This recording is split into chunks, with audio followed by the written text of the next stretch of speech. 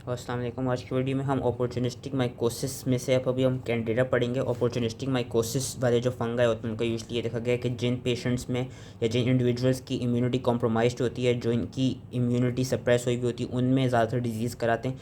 जो immuno competent होते हैं उनमें यूजली जो डिजीज़ होती है उनको सही से इंड्यूस कर नहीं पाते, उसमें डिफरेंट हमारे फंगाई आ जाते हैं, जिस तरह कैंडिडा, क्रिप्टोकोकस, एस्परजिलस, म्यूकर और राइजोपस आ जाते हैं। तो आज हम कैंडिडा की बात करेंगे। कैंडिडा की भी फर्दर डिफरेंट स्पीशीज़ हैं, लेकिन जो इसमें से ज़्यादा इंपॉर्टेंट है वो कैंडिडा एल्बाइकन्स हैं, तो हम उसकी बात करेंगे। अब जो कैंडिडा एल्बाइकन्स है ये कौन कौन से डिजीज़ कराता है? ये थ्रश कराता है, वेजाइनाइटिस कराता है, इसोफेजाइटिस कराता है, डायपर रैश कराता है और क्रॉनिक म्यूकोक्यूटेनियस कैंडिडाइसिस कराता है। और ये कुछ डिससेमिनेटेड इन्फेक्शंस भी करा सकता है, लाइक राइट साइडेड एंडोकार्डाइटिस। ये उन इंडिविजुअल्स में कराते हैं जो इंट्रावीनस ड्रग के यूज़र्स हों, और ब्लड स्ट्रीम इन्फेक्शंस कराता है, और साथ में एंडोफ्थेल्माइटिस कराता है। अब इसकी जो इंपॉर्टेंट प्रॉपर्टीज़ हैं, अच्छा, इसकी जो डिफरेंट स्पीशीज़ हैं उनका नाम याद रखने की ज़रूरत नहीं है, लेकिन बस एक चीज़ पता होनी चाहिए कि जो इसकी स्पीशी है कैंडिडा ग्लैबरेट्रा, वो ज़्यादा ड्रग रेजिस्टेंट है कंपेयर टू कैंडिडा एल्बाइकन्स। और जो इसकी दूसरी स्पीशीज़ है कैंडिडा ऑरिस, वो it is highly antibiotic resistant और वो सीरियस ब्लड स्ट्रीम इन्फेक्शंस कराती है। लेकिन ये अगर नहीं भी आता होता तो कोई बात नहीं, इसमें जो कैंडिडा एल्बाइकन्स है वो ज़्यादा इंपॉर्टेंट है।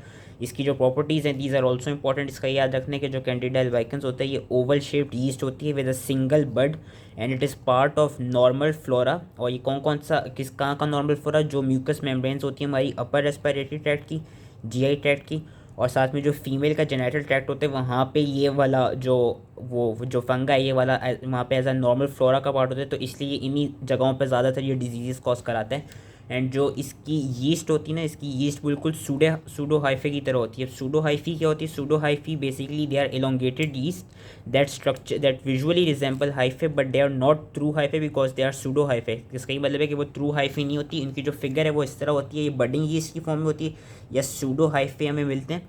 और जो कैंडिडा एल्बाइकन्स है इसकी एक और इंपॉर्टेंट प्रॉपर्टी जो हम अभी लैब डायग्नोसिस में पढ़ेंगे कि ये जर्म ट्यूब्स प्रोड्यूस कर सकता है। तो इसकी अब ट्रांसमिशन कैसे होती है? इसकी ट्रांसमिशन का यही याद रखना है कि सिंस ही मैंने बता दिया नॉर्मल फ्लोरा का जहाँ जहाँ पार्ट है वहाँ पे ज़्यादातर होता है, जिस तरह ये उधर जीआई ट्रैक्ट में ईसोफेजाइटिस कॉज करा सकता है, अपर रेस्पिरेटरी ट्रैक्ट में होता है वहाँ पे थ्रश कॉज कराता है, और फीमेल के जेनेटल ट्रैक्ट में होता है वहाँ पे वेजाइनाइटिस कॉज कराता है। ये देखा गया कि जो इन्फेंट्स होते हैं, इन्फेंट्स में ये इस तरह थ्रश प्रोड्यूस करते हैं जो न्यू बॉर्न्स होते हैं। अगर कोई ऐसी फीमेल हो जिसकी जो बर्थ कैनाल हो, जिसका जो वजाइना हो अगर हाईली कॉलोनाइज हुआ कैंडिडा एल्बाइकन्स से, तो तो जो उसके जो इन्फेंट्स होंगे, जो उसके न्यू बॉर्न होंगे, उनमें वो थ्रश कॉज करेगा, क्योंकि वो उनका जो न्यू बॉर्न्स होंगे उनका ऑब्वियसली इंटैक्ट उनका कांटेक्ट होगा कैंडिडा एल्बाइकन्स से, तो उन न्यूबॉर्न्स में हमें थ्रश मिलेगा। और जो कैंडिडा एल्बाइकन्स से अगर ऐसा हो कि कैंडिडा एल्बाइकन्स की स्पीशीज़ हमारी स्किन पे हो और किसी वजह से स्किन को ट्रॉमा हो जाए, फॉर एग्जांपल कि किसी ने कोई इंस्ट्रूमेंट वो पेनिट्रेट कर दिया स्किन से, लाइक इंट्रावीनस नीडल डाल दी या इंडवेलिंग कैथेटर डाल दिया, तो उससे भी जो कैंडिडा की स्पीशी है वो हमारी बॉडी के अंदर आ जाएगी और इन्फेक्शंस प्रोड्यूस करने लग जाएगी।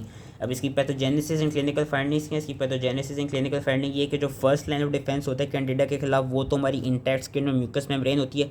अगर तो इसको भी ओवरकम कर ले कैंडिडा, फिर हमारी सेकंड लाइन ऑफ इन्फेक्शन जो सेकंड लाइन ऑफ डिफेंस है वो सेल मीडिएटेड इम्यूनिटी आती है, जिसमें हमारे पास हेल्पर T1 सेल्स आ जाते हैं जो कि इंटरफेरॉन गैमा प्रोड्यूस करते हैं ताकि वो किलिंग करा सकें मैक्रोफेजेस के थ्रू।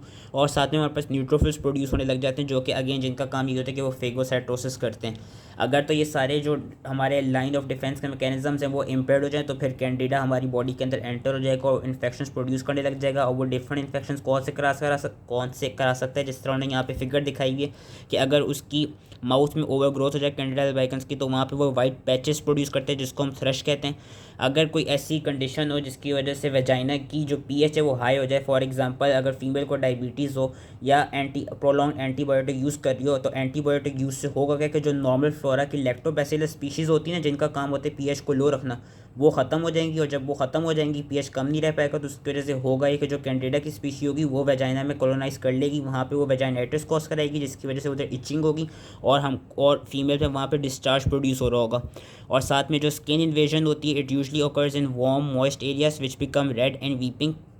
और इन्फेंट्स में अगर इन्फेंट्स का जो डायपर है वो प्रॉम्प्टली हम चेंज ना करें या सही से चेंज ना करें, तो उसमें उन इन्फेंट्स को क्या हो जाएगा, उन इन्फेंट्स में डायपर रैश देखा जाएगा, जिसकी इन्होंने फिगर यहाँ पे बताई, इन्होंने यहाँ पे दिखाई है कि ये एक इन्फेंट है, इसको डायपर रैश हुआ है। और जो क्रॉनिक म्यूकोक्यूटेनियस कैंडिडाइसिस होता है वो यूजुअली उन पेशेंट्स में होते हैं वो इंडिविजुअल्स में होते हैं जो कि इम्यूनो सप्रेस हो या इम्यूनो कॉम्प्रोमाइज्ड हो। और जो क्रॉनिक म्यूकोक्यूटेनियस कैंडिडाइसिस होता है, it is basically a prolonged infection of the skin oral and genital mucosa and nails that occurs in individuals, जो कि मैंने बता दिया हुआ deficient in T cell immunity.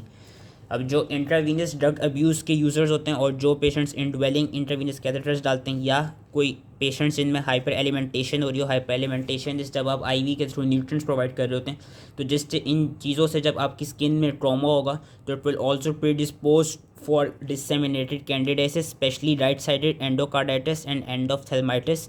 और जो कैंडिडा इसोफेजाइटिस होता है वो ये देखा गया कि वो स्टमक और स्मॉल इंटेस्टाइन को भी अफेक्ट कर सकते हैं in those patients who have leukaemia and lymphoma. जो इसकी लैब डायग्नोसिस है वो काफ़ी इंपॉर्टेंट है, हमको याद रखनी है। लैब डायग्नोसिस में हमें याद रखना है कि जो एक्सुडेट्स और टिश्यूज़ होंगे वहाँ पे जो हमें बडिंग यीस्ट और जो सूडो हाइफी मिलेंगे, एक तो वो ग्राम पॉजिटिव होगी और फिर हम उनको फर्दर विजुअलाइज कर सकते हैं by using calcofluor white stain. इस स्टेन का नाम याद रखना है कि जो बडिंग यीस्ट और सूडो हाइफी होते हैं they are gram positive and then they are visualize by using this stain which is known as calcofluor white stain. और जो सेबॉट्स एगार होगा वहाँ पे जब हम कल्चर करेंगे तो उन कल्चर पे जो हमें यीस्ट मिलेंगी, जो यीस्ट की कॉलोनीज मिलेंगी, उनकी जो स्ट्रक्चर होगी, उनकी जो फिगर होगी, it will be resembling large staphylococcal colonies. और साथ में देखा जाएगा कि जब हम इनको उसमें कल्चर में प्रोड्यूस करेंगे तो 37 डिग्रीज़ पे जो कैंडिडा एल्बाइकन्स होती हैं वो जर्म ट्यूब्स प्रोड्यूस करती हैं, जिसकी उन्होंने फिगर यहाँ पीछे दिखाई हुई, जो कि उनकी एक इंपॉर्टेंट प्रॉपर्टी थी। और साथ में ये 42 डिग्रीज़ पे क्लेमिडोस्पोर्स बनाते हैं, जिसकी उन्होंने यहाँ पे फिगर दी हुई है। ये क्लेमिडोस्पोर्स हैं जो 42 डिग्री सेल्सियस है, वहाँ पे कैंडिडा एल्बाइकन्स ये वाली जो फिगर है क्लेमिडोस्पोर्स उसको भी फॉर्म करते हैं।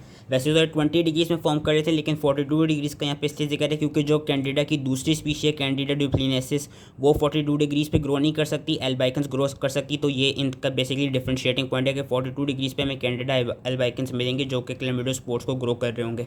फिर उसके अलावा जो मॉलिक्यूलर मेथड्स हैं लैब डायग्नोसिस के, उसमें सबसे पहले PCR आ जाते हैं। PCR के थ्रू हम DNA डिटेक्ट कर सकते हैं which is encoding the ribosomal RNA of Candida. और फिर हमारे पास एक इंपॉर्टेंट टेस्ट आ जाता है जिसका नाम याद रखना है माल्डी-टॉफ टेस्ट। माल्डी-टॉफ की फुल फॉर्म है matrix assisted laser desorption ionization time of flight. और ये क्या करता है, ये जो प्रोटीन्स होती है कैंडिडा स्पीशीज़ की उनको डिटेक्ट करता है।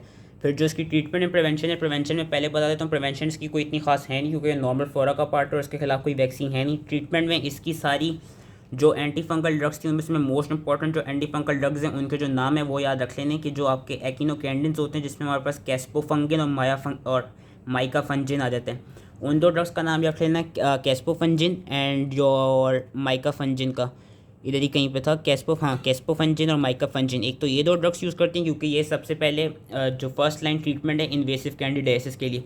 उसके अलावा हम और कौन सी ड्रग्स यूज़ करते हैं, आइट्रोकोनाजोल और फ्लूकोनाजोल, या कोई भी अजोल आपको याद आ रहा हो जिस तरह क्लोट्रिमाजोल हो गया या माइकोनाजोल हो गया, या और जो निस्टैटिन है उसको भी यूज़ करते हैं। तो हमने बेसिकली इसमें किसी एक एक्इनोकैंडिडेंट ड्रग का नाम याद रख लेना है, वेदर माइकाफंजिन और कैस्पोफंजिन जिसका इसलिए याद हो रहा हो, और किसी एक दो एजोल ड्रग्स का नाम याद रख लेना जिस तरह हाइड्रोकोनाजोल हो गई और फ्लूकोनाजोल हो गई या क्लोट्रिमाजोल हो गई। तो ये सारी ड्रग्स हम ट्रीटमेंट के लिए देते हैं। That was all related to candida albicans. I hope easily समझ में आ गया हो एंड थैंक यू।